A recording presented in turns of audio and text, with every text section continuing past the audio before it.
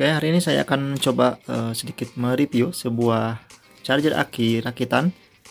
Ini sangat sederhana, hanya menggunakan dua buah komponen utama untuk membuat charger aki ini. Yang pertama ini trapo saya gunakan trapo yang ukuran 3 ampere. Ini 3 ampernya yang banci alias tidak real 3 ampere. Untuk membuatnya di sini kita hanya perlu dioda bridge seperti ini. Dioda biasa yang ukurannya 3 ampere dibikin bridge ataupun jembatan seperti ini. Untuk voltasenya di sini saya gunakan 0 dan 15 volt. Dan ini outputnya. Ini yang bagian negatif. Untuk output negatifnya ini kabel warna hitam. Ini yang negatif, kemudian yang warna biru ini untuk positifnya. Kabel biru untuk positifnya. Ini untuk output positif. Yang untuk ke aki. Kemudian charger ini dilengkapi dengan kipas sebagai pendingin, dioda dan juga trapo agar traponya tidak panas dan supaya nanti traponya bisa awet. Karena untuk charger aki ini trapo itu sangat panas, jadi perlu pendingin. Kemudian di sini juga kita ditambahkan LED indikator. Ini warna merah. Untuk penyambungannya, yang LED indikator ini, di sini saya kasih resistor 1200 ohm. Ini saya pakai 2 buah. Saya pasang di bagian out positif dan negatifnya ambil dari sini. Untuk negatifnya disatukan ya. Dan untuk supply kipasnya di sini saya bikin rangkaian power supply berbeda. Di sini saya bikin dioda bridge juga dengan dioda ukuran 1 ampere dan juga di sini ada elko.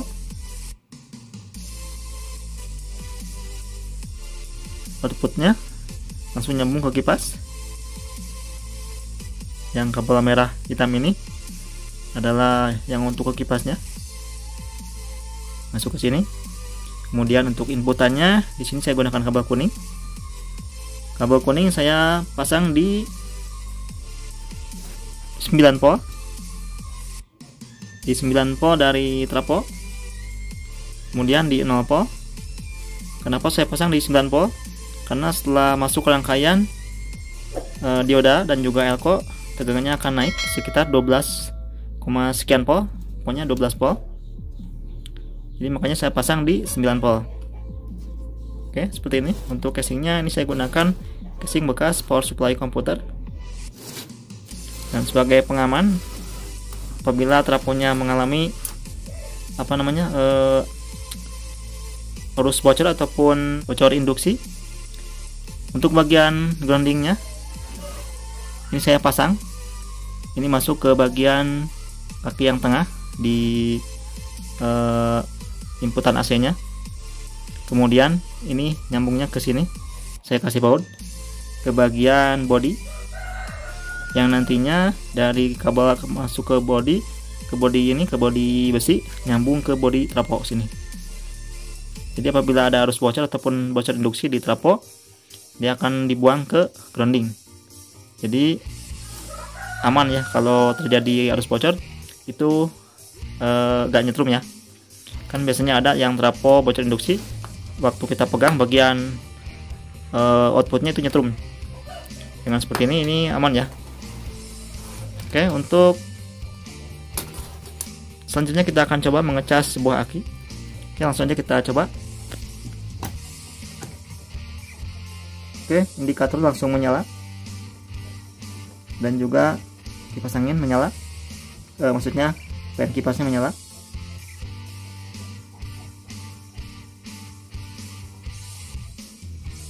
Oke, langsung aja kita pasang.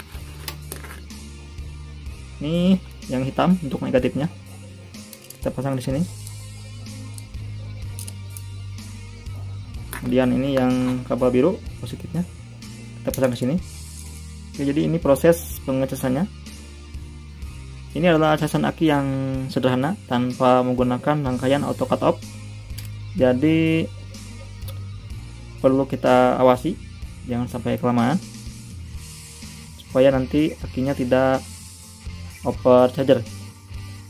Oke, sekarang saya coba untuk mengukur tegangan aki saat dicas. Kita set multimeter di skala 20. Ini dalam mode pengecasan. Di sini terukur 14,5 volt. Ya, sekarang kita coba ukur tegangan chargernya.